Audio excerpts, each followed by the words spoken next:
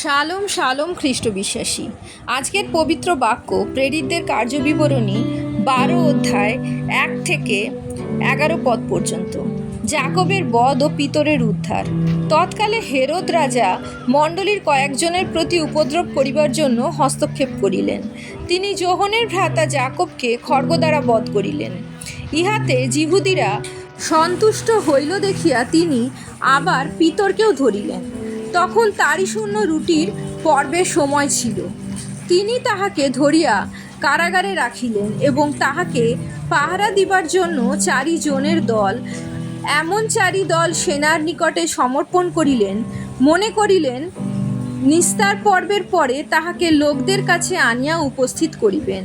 এইরূপে পিতর কারাবদ্ধ থাকিলেন, কিন্তু মণ্ডলী কর্তৃক তাহার বিষয়ে ঈশ্বরের নিকটে একাগ্রভাবে প্রার্থনা হইতেছিল। পরে হেরোদ যেদিন তাহাকে বাহিরে আনাইবেন তাহার পূর্বরাত্রিতে পিতর 2 জন সেনার মধ্যস্থানে 2 শৃঙ্খলে বদ্ধ থাকিয়া নিদ্রাগত ছিলেন এবং দ্বারদেশে প্রহরীরা কারাগার রক্ষা করিতেছিল। আর দেখো, প্রভুর এক দূত তাহার কাছে আসিয়া দাঁড়াইলেন এবং কারাকক্ষে আলোক প্রকাশ পাইল। তিনি পিতরের কুক্ষিদেশে আঘাত করিয়া তাহাকে জাগাইয়া কহিলেন, শীঘ্র ওঠো।